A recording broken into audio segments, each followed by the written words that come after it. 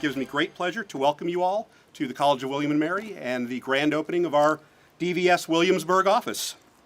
Please rise as the color guard from Langley Air Force Base presents the colors, and remain standing as Miss Andrea Harris, a Navy veteran and a William & Mary employee with the President's Office, sings the national anthem, and Air Force Master Sergeant retired Sharon Hammonds, DVS Veteran Service Representative in the Williamsburg office, leads us in the Pledge of Allegiance. Okay, present the colors. Right.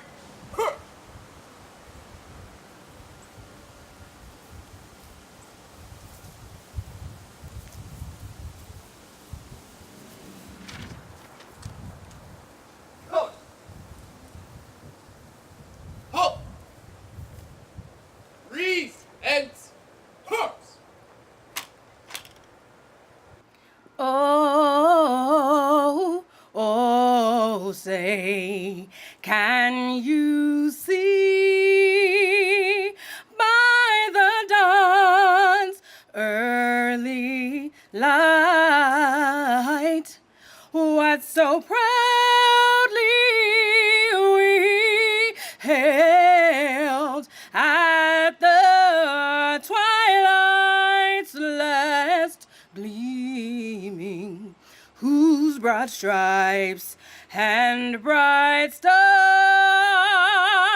through the perilous fight o'er the ramparts we watched were so gallantly streaming, and the rocket's red glare, the bombs bursting in air, gave proof through the night that our flag was still there. Oh, say does that star-spangled banner yet wave o'er the land of the free and the home of the brave? Color's turn. Hark.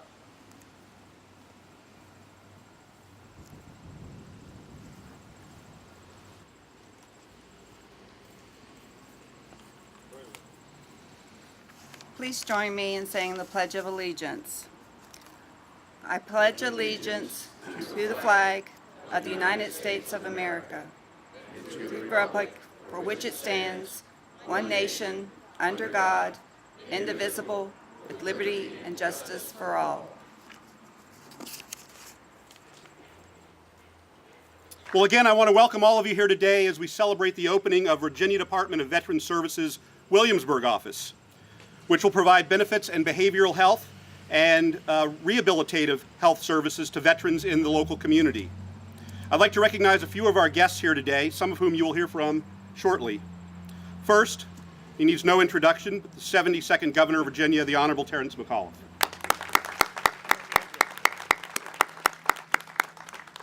Representing the 1st State Senate District, Senator Monty Mason. Representing Virginia's 93rd District, Delegate Mike Mullen. The College of William & Mary Provost, Michael Halleran. Department of Veteran Services Commissioner John Newby, also a former Air Force officer and son of an Army Command Sergeant Major. Williamsburg Mayor Paul Freiling. Staff representing the offices of Senator Warner and Kane, and members of the Board of Veteran Services, Joint Leadership Council, and the various veteran services organizations that we have with us today. And thank each of you for joining us here today. Before I introduce the first speaker, I would be a little remiss if I didn't tell you about the Virginia Department of Veteran Services and the things that we do to support Virginia's veterans. Our agency provides first-rate assistance to Virginia's over 700,000 veterans through about 6 service lines that we have. We currently operate 2 Veterans Care Centers. One is located in Richmond and the other in Roanoke. And with the assistance of the Governor and the General Assembly, we secured the funds for 2 additional care centers. Construction will begin soon in Fauquier County up north, and then right down the road from here in Virginia Beach. Outstanding facilities that provide really quality health care for Virginia's veterans who need that health care. In addition, the agency operates 3 veterans cemeteries, one in Amelia, one in Dublin, and again down the road from here in Suffolk. Here, we're able to pay our final respects to Virginia's veterans and their family members. We also operate a Smithsonian quality memorial, the Virginia War Memorial, to honor our veterans. Beautiful facility overlooking the James River in Richmond. If you haven't been there, you really need to come by and pay a visit. Through our Veterans Education, Employment, and Transition programs, we assist veterans transitioning out of the military by helping them access employment and higher education opportunities. We also operate our Virginia Veterans and Family Support Program, which assists veterans and their families with behavioral health and rehabilitative services they need. They're also the team that got Virginia to functional 0 in veteran homelessness, and they're still working hard throughout the Commonwealth on that issue. Tremendous accomplishment. Tremendous accomplishment.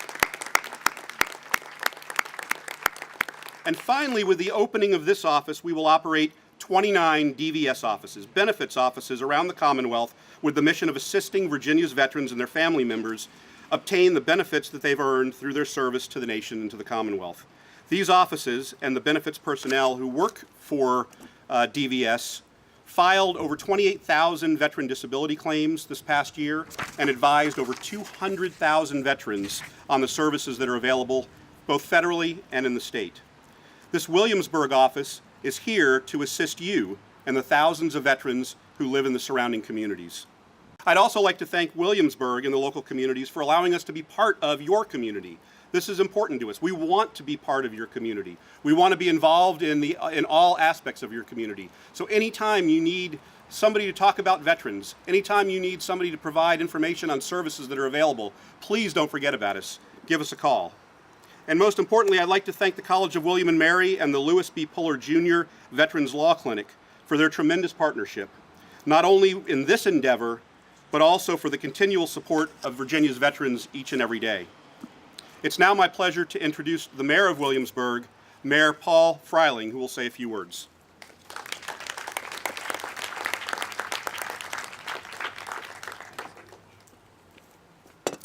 I think that emphasis was on few. Welcome and good afternoon, ladies and gentlemen, and distinguished guests. On behalf of my City Council colleagues, Scott Foster, Doug Pons, Barbara Ramsey, and Benny Zhang, it is indeed a privilege to have you all here today and to celebrate this occasion of the opening of the Williamsburg office of the Virginia Department of Veterans Services. We are so pleased that the veterans and their families of Williamsburg, James City County, York County, and beyond will have benefit of the hard-earned and well-deserved support this office will provide. Now, Williamsburg has had a long and enduring relationship with the military, dating back to the early days of the American Revolution and continuing through to that pivotal battle at Yorktown when it served as a staging area for the Continental Army. And that tradition has continued in times of war and peace across the century.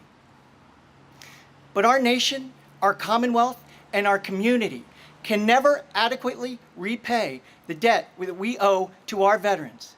And so we must do everything within our power to honor the promises that have been made to those who have secured and protect our freedoms, our liberties, indeed, our very way of life. This office will help us do our duty to honor our heroes. Once again, welcome and thank you for being here.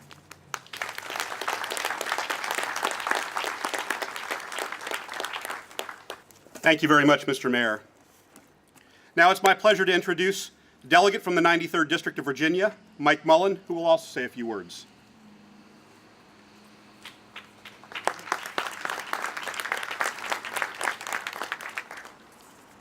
Thank you all very much for being here today. This is a great honor to be able to share the opening of the Department of Veteran Services facility here in Williamsburg. You know, we are blessed here in the Hampton Roads area with having some of the largest military installations in the world and a large population of active duty military who then become retired and veterans here on the peninsula. We need to do more on a daily basis to make sure that they're provided with all the services they need, whether it is providing them with services to get new jobs as they transition out of the military, or whether that's housing, whether that's mental health services, or whether that's medical services. And so this new facility here in Williamsburg is going to be a beacon of that for all of us here in the historic Triangle. It is an honor to be with you here today and to be able to be part of all of this. So thank you all who have served, and thank you for all who are going to be able to help them through their transition.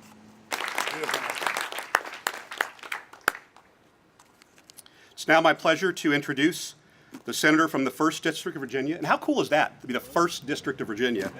Monty Mason, who will say a few words.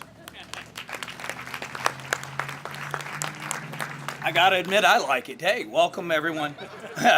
Thank you all for being here on such an exciting day. Governor, I want to just start by thanking you and the focus, the intensity, and the commitment that your administration has put on all veterans issues. You heard Tom start by talking about the Virginia Values Veterans Program, the Virginia Transition Assistance Program. We have been focused on trying to attract and retain these qualified, disciplined, and incredible people that are members of our military and try to keep them here on the peninsula. So when I saw that Williamsburg was going to be a spot for the Veterans Benefits Office, I was just ecstatic, because the work the Puller Clinic has done has been outstanding, and this is just a natural spot for such a situation. You know, Mike and I apologize for being a bit late. We were at the Community Services Board statewide meeting, and Secretary Hazel made a comment to this morning about mental health and about the work the CSBs did, and said, you all know how much it costs to get a veteran, or in this case, to give mental health benefits. But how much does it cost to not do it? And we will not stand by and let our veterans not get the services and the things that they have so rightly earned and that they are deserving of. And I'm just excited that we in Williamsburg, here on the Virginia Peninsula, are going to have the opportunity to be a part of that work. Thank you. Thank you, Senator. It's now my pleasure to introduce from the College of William and Mary, the Provost, Dr. Michael Halleran, who will say a few words.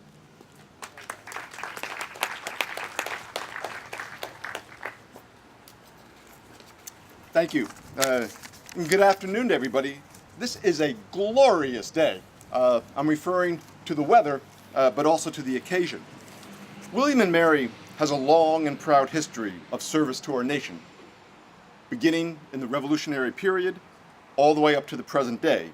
We have educated generals, presidents, soldiers, and leaders, and we continue to be an institution that welcomes and supports both those currently in the service and our veterans. 9 years ago, our support took a new form when the law school established the Lewis B. Puller Jr. Veterans Benefit Clinic. Since then, the clinic has aided veterans in obtaining more than $1.5 million in back benefits and securing more than $25 million in future lifetime benefits. There's an old saying that while failure is an orphan, success has many parents. So I'd like to thank two of the clinic's parents. First, Patty Roberts, Vice Dean and Clinical Professor at our law school and founder and co-director of the clinic. Her clear vision and boundless energy have been instrumental to the clinic's inception and its success.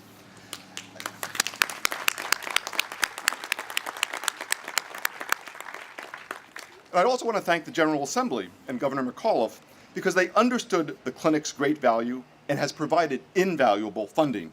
This funding has allowed us to more than double our supervisory attorneys and the students whom we were able to train, add a legal administrator, and hire an in-house psychologist so that veterans who seek our services can get both the legal and psychological assistance they need.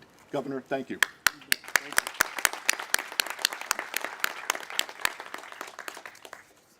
Through continued collaboration with the Virginia Department of Veterans Services, which we are thrilled to have in Williamsburg, we were able to refer veterans and family members between our organizations, support the services each of us provides to the community, and share best practices in identifying the needs of Virginia's veterans and representing them in those needs. This partnership will continue to benefit countless veterans and their families, and we are proud and very pleased to do so. Thank you very much.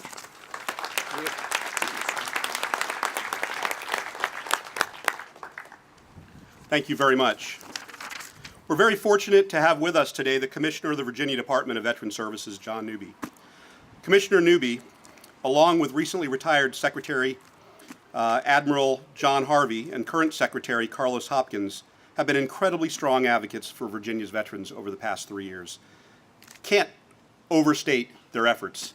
Came in, looked at the organization, looked at the areas that Virginia's veterans need help, came up with a plan to get it done, and have done just that. It has been absolutely incredible. Their efforts, along with those certainly of Governor McAuliffe and the General Assembly, have transformed, and I literally mean transformed, the support and services that Virginia provides for its veterans and the veteran community. So thank you very much, sir. It's my pleasure to introduce Commissioner John Newby, who will introduce the governor.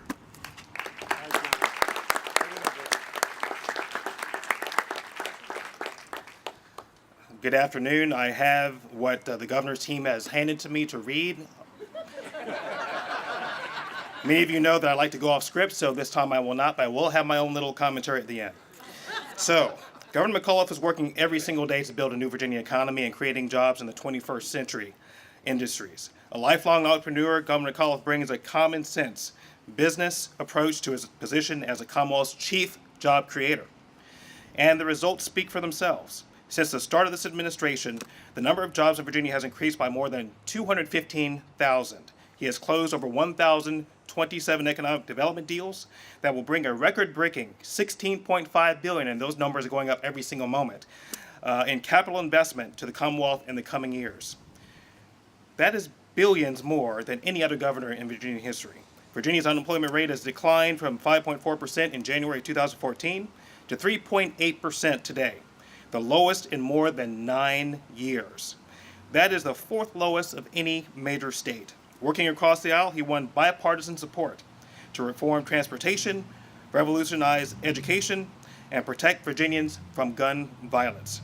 Through his efforts, Governor McAuliffe made Virginia a national leader on a variety of issues. As chairman of the National Governors Association, he made cybersecurity his signature initiative, and as a result, has been called the Cyber Governor of the Year.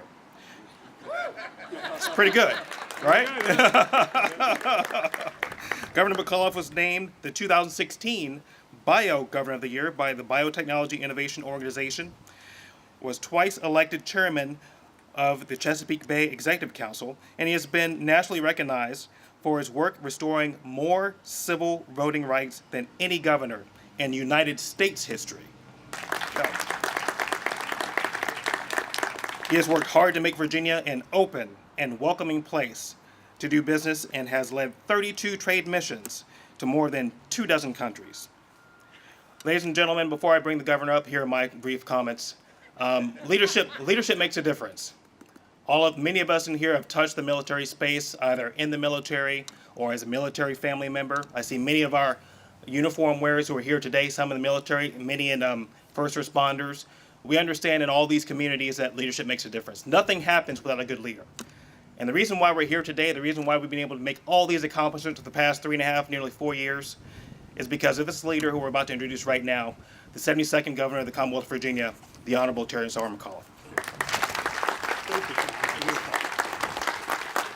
Thank you. Well, good afternoon, everybody. Please be seated. Let's hear for our great Commissioner, John Newby.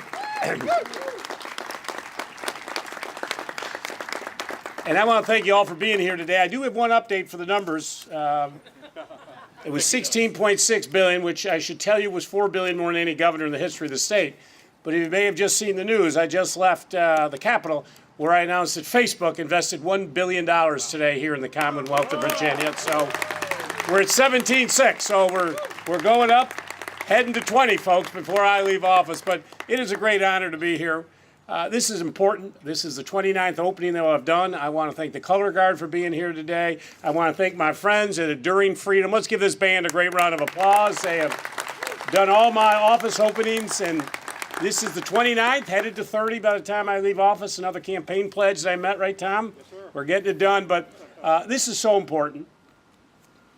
I come from a military family. I'm the proud son of a World War II Army captain who fought all over the Pacific, and proud father of a United States Marine who is presently deployed right now into the Middle East on his deployment. We live, eat, and breathe for our military here in the Commonwealth of Virginia. Not only our veterans, but our active duty. We are the home of 27 military installations, the largest naval base in the world, the Pentagon, Oceana, Langley. We have all of these, Quantico, all of these great assets, which is a great honor for us. We have 725,000 veterans in the Commonwealth of Virginia. That is 9% of our population. No other state can say that. That is a great honor, but it also comes with a tremendous amount of responsibility as well. And as the Commissioner mentioned, it is my job to make sure that every veteran who goes into veteran status, who leaves active duty, we want them, of course, to stay here in the Commonwealth of Virginia. I have traveled the globe. I'm the most traveled governor in America, 32 trade missions around the globe. I take the Virginia calling card. People say, well, why do you travel so much? As you all know, 90% of the world's customers live outside the United States of America. I go to recruit businesses, and we've had a record amount of job creation here in the Commonwealth of Virginia. The biggest asset I tell employers, come to Virginia, we have a steady stream of veterans who can work in your workforce. You cannot ask for a more dedicated, honest, loyal worker than to have a veteran. So we talk about all the accomplishments of the new Virginia economy. I want to thank all of you because it's our veterans that have made us as strong as we are. We have leaned in on all the important issues, and I want to thank our whole DVS team, our Virginia Veterans Family Services, and all the operations that we do. We have so many veterans, the most female veterans, the most veterans under the age of 25. We have more veterans per capita in our labor force than any state in the United States of America. But that responsibility for us is to make sure we're taking care of our veterans. And as Tom has mentioned, we've had great success. Last year, we filed, listen to this, we filed 28,000 claims for 200,000 veterans, and we brought back benefits to our veterans, $3.1 billion last year by us filing and doing the work that we need to do for our veterans. That is historic to bring that $3 billion back into our economy. And I want to thank William and Mary for making this possible today on this campus. I cannot thank you enough. I cannot thank you enough for the Polar Legal Clinic that you have here to teach young aspiring attorneys how to deal with complicated veteran issues. It is so important how to go out and get benefits. No other state does what we do here in the Commonwealth of Virginia. We are the first state to have functionally ended veteran homelessness. We had a lot of veterans on the street. We were the first state to stand up and say we are going to eliminate it. We were the first state certified by the Department of HUD to have functionally ended it. And today we have housed 3,186 veterans have now got permanent housing. And as you know, you end veteran homelessness, but the next day you're going to have another vet on the streets. We know that. But we have built an all-encompassing operation so that if we find a vet on the street, we can move very quickly. And I don't talk about temporary housing. Some states talk about temporary housing as housing. That's not housing. We talk about it in permanent housing. We don't count unless we've moved folks into permanent housing status. We're the first state to allow our benefits to be filed electronically with the veterans up in Washington. That saves a lot of time, makes it easier for folks to do it. Also, I was sick and tired of the VA not being able to take care of our men and women who wore the cloth of this country. And I was sick and tired of hearing about 6-month wait to go in and get the care that they long deserve. So we're the only state in America that with state dollars, we decided we're not going to allow this to tolerate in our beautiful state. So we went out with our own dollars and have built 2 new healthcare facilities for our veterans. No other state can say that. And our Virginia Values Veterans Program, I got to thank the 700 companies who are now involved. 700 companies. When I became governor, we had found jobs for 5,000 veterans. 5,000 is nice, but I don't get out of bed for 5,000. So I told my staff, and it had taken them years to get to 5,000. I said, no dice. I want to see 10,000. I want to double that number by the time I leave office. Very proud of our team at the V3 operations. We actually hit the goal 900 days early. We got to 10,000. I said, okay, fine, let's double it again for John Newby and our former Secretary, Admiral Harvey. And I do want to give a great shout out to Admiral Harvey, 4-star Admiral who served in our Navy for 39 years and came back to be our head of Veterans Affairs, and he has just left us. He is now up as a senior advisor to Secretary Mattis. up in Washington, which I think is a good thing. So we wish him well. We need him there. I'll leave it at that. So I said double it again, and you know what? We got to 20,400 days early. I said let's get to 25 then by the time I leave office. I just announced last week 26,733 veterans have been hired by our V3 program. So it's my goal. We're probably going to get to 30,000 by the time I leave office, 25,000 more. So, but folks, that's just who we are. So I want to thank you all for being here today. We're going to cut a ribbon. I think you all share with me the pride that we have of every person who has worn the cloth of our country, the respect that we have for the men and women who put their lives on the line each and every day. They deserve the respect when they come back, and it's up to us to make sure that they got the educational opportunities. I just announced we have a new MMAC program, the first state in America, medic and corpsman. For all the other states, when you come back, you got to spend a year or two in school to get the industry credential to go work in the healthcare field. Doesn't make any sense to us. They already have tremendous experience. So in Virginia, medic and corpsman, when they come back, because we have a need for healthcare, they go right into they got a job the day they step out. We work with them to get their credential, but they're getting paid while that process is going on. We've leaned in on our cyber vets. I have done so many events at Tidewater Community College for solar installation, natural gas. We have so many jobs here in Virginia, and we're going to fill those with veterans. So to Tom, your whole team, Commissioner, I thank you. This is another great day, and for this region, 9% of our population are veterans, but here in this beautiful historic region, 14% of your population are veterans. That is an added burden, and that's why we're opening this great office today. Thank you for being here. Let's go ahead and cut some ribbons.